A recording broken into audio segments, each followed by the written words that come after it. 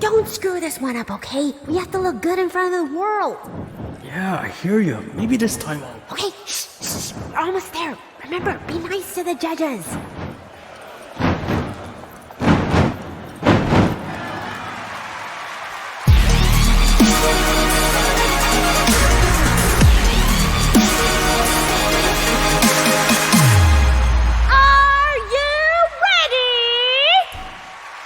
Hey everyone, greetings from Kuala Lumpur, Malaysia. Welcome to a GameSpot exclusive look into the first minutes of our debut action-adventure game, No Straight Roads. I'm Wan Hazmir, Game Director of No Straight Roads, and with me are the Creative Director of No Straight Roads, who was also the concept artist and illustrator for Street Fighter V and Street Fighter IV respectively, and also my cousin, Daim. Hello.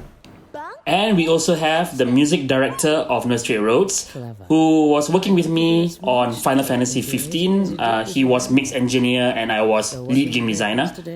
And he was also the composer for Sonic Mania. Please welcome Falk. Hey everyone, good to be here. Okay, so this is No Straight Roads, an action-adventure game for the PCs, Switch, PS4 and also Xbox One. And yeah, you are now in the audition. Maybe Daim, you can explain a bit about the story. Yeah, so this is the starting of the game. We want to make a game where music is power in the city, you know. So whoever has the best music, sort of, they can control the whole city then. So in this world, the big company who is controlling the city is called No Straight Roads. And they are an EDM empire. So what we see here are the heroes. They are actually auditioning for No Straight Roads in the beginning. So from the hero's point of view, we have the two characters, Midi and Zook, and they have seen that NSR has brought EDM to the city, and now they want to bring rock into the city.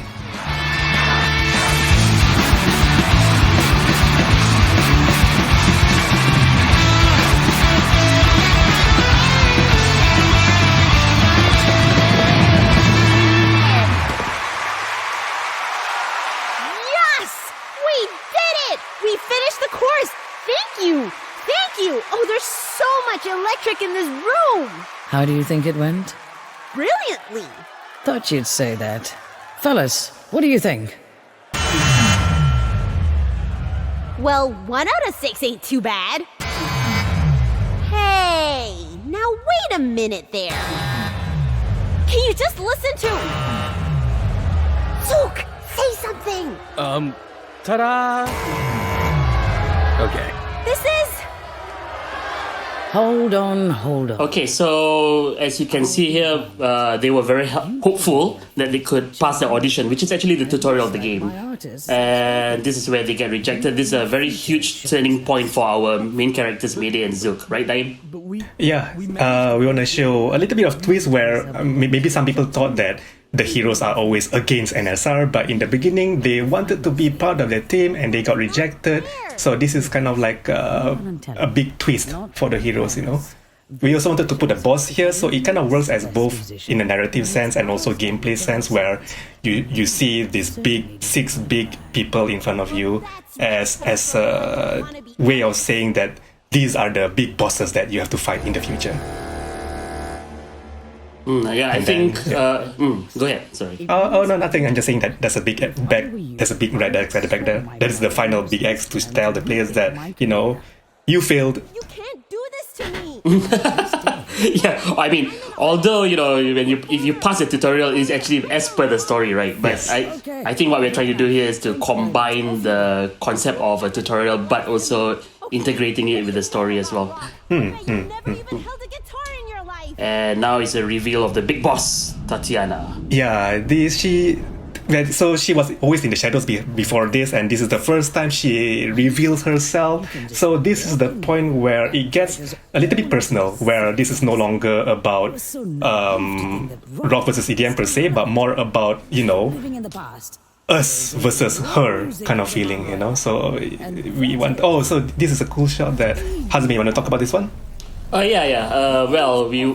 really love my trigger animes like Kill la Kill or Gurren Lagann, so yeah, I've really wanted this shot to be inserted to show how tiny Mayday is compared to them. It was really fun doing all that, the money shot of the bosses there. How about you take all these X's and shove them up your... Okay, I don't know whether people will notice this joke, but yeah.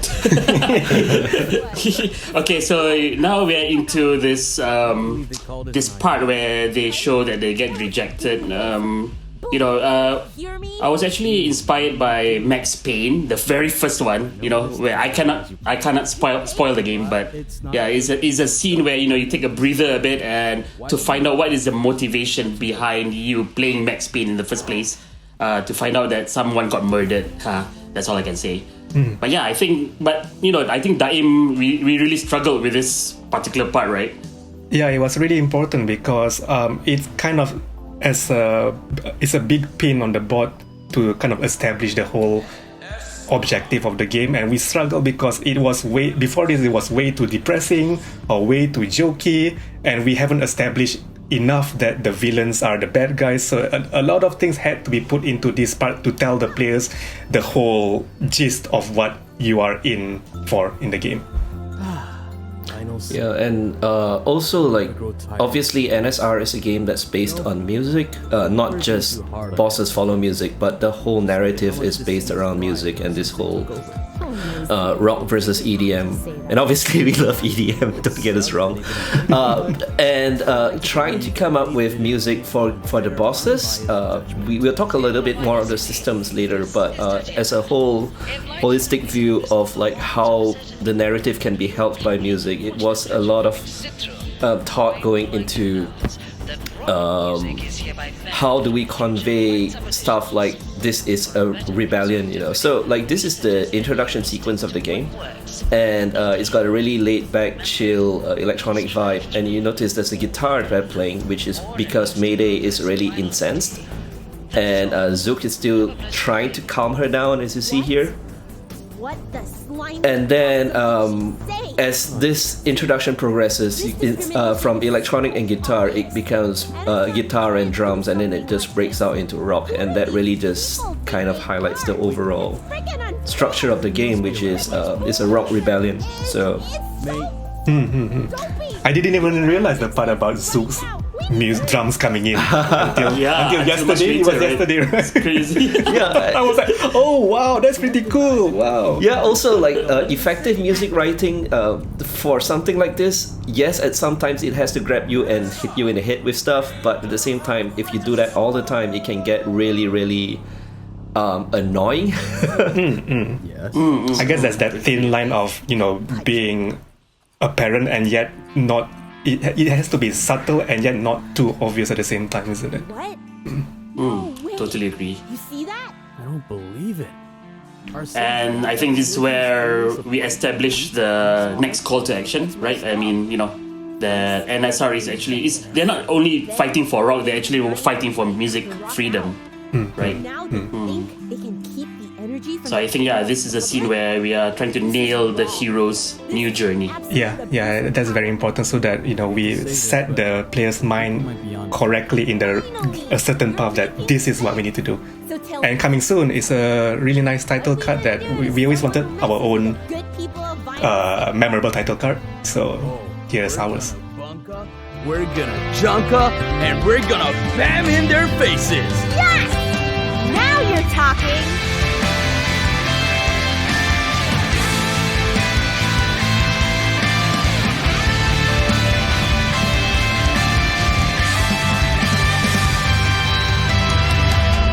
I think that was kind of inspired by Final Fantasy VII, and that's pretty hard to beat. That is a very good inspiration. We can't beat that, right? It's way that was very iconic. But at the same time, if you can do something, what do you propose we do? Something cool from our side, it is good enough for us. Yep.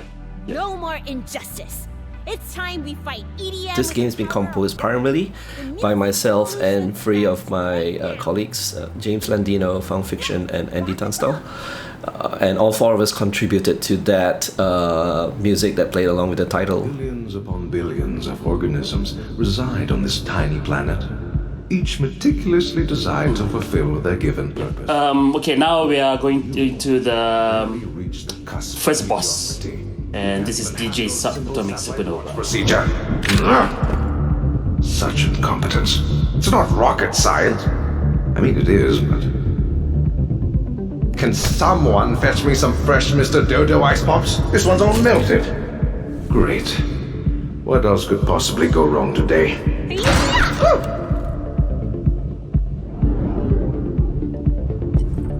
Alright. But yeah, when we shared the look of DJ Subatomic Supernova, or we like to call him DJ Sub for short, I think the fans really liked it, right, Naeem? Yeah. I mean, I personally like the character design as well. So.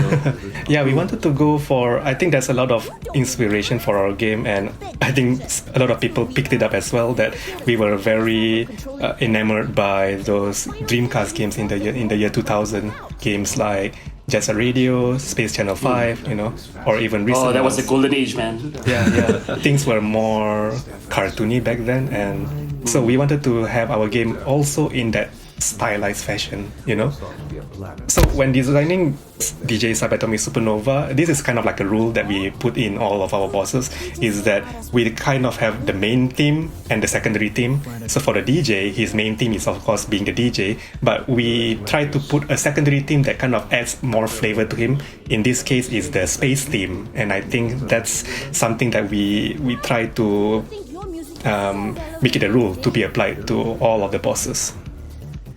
I am DJ Subatomic Supernova.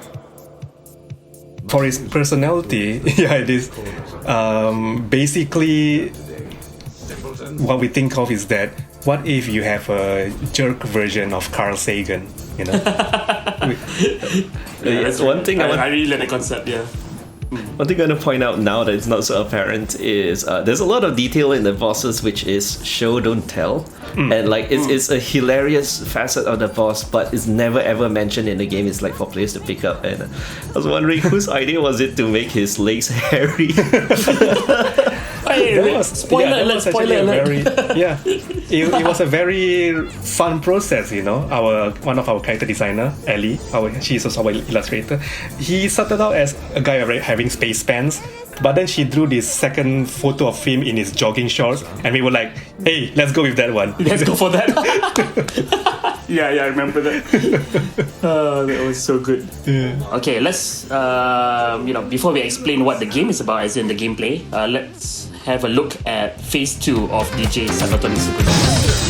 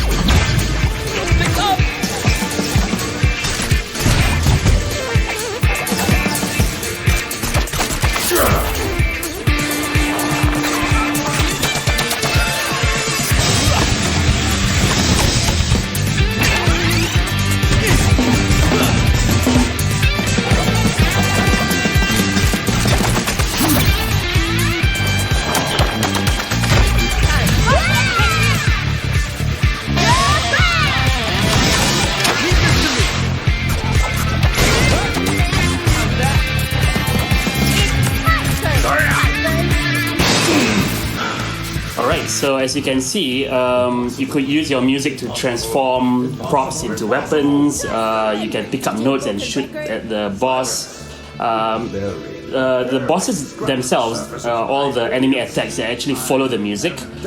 So actually we were inspired by games like Dark Souls, where you have to play over and over and over again. So the same goes for this one. Whenever it hits a certain part of the music, because the music will loop for after 1 minute, so you will actually know that attack will come. So it's all about recognizing the music pattern and how the bosses will attack based on that. So the more you listen to the music, the better you'll get. And the music itself, I really love the music. Maybe before we can talk about that. Oh yeah. So this game has been as much of a technical challenge as it is a compositional one, and like I mentioned, we have a really incredible lineup of composers that are helping out. In terms of how the music ties into the game, there are obviously two main pillars to the game. One is rock versus EDM, and you can hear like some of the parts of the music is switching from the disco into a more rock-centric mix. And at the same time, we also have another pillar that we want to support, which is your music can change the world. And obviously, narratively, that is probably a little more straightforward to carry out. But in terms of gameplay, so we actually had very early on during the features brainstorming and all that, we had an idea floated. What if the characters can channel music like right now? And it changes items inside the gameplay, the arena, which help you. And that's a manifestation of your music can change the world. So that's our the user suggestion, experience, right? Yep. The suggestion was nice, but I knew just that it would be a nightmare to kind of get it to work. But we went for it anyway. So now whenever that happens, we have a special track that plays along with it, and it's just basically we got guitarists and drummers to a drummer actually to shred. And that's triggered whenever that plays, and it goes along with all the music in the game. So also I just wanted to point out like the genre switching. We divided the music into melody, rhythm, and everything else, because that's generally what people perceive when they listen to music, even for like non-music people, just regular listeners. So all those three elements can switch between genres individually and basically seamlessly. I hope people pick up on that. Yeah, I mean, there's a lot of effort being put into music, so thank you so much, Paul. And the team is really crazy. So yeah, this is the showdown. The showstoppers. And yeah, let's see the small ending to DJ Subatomic Supernova's battle.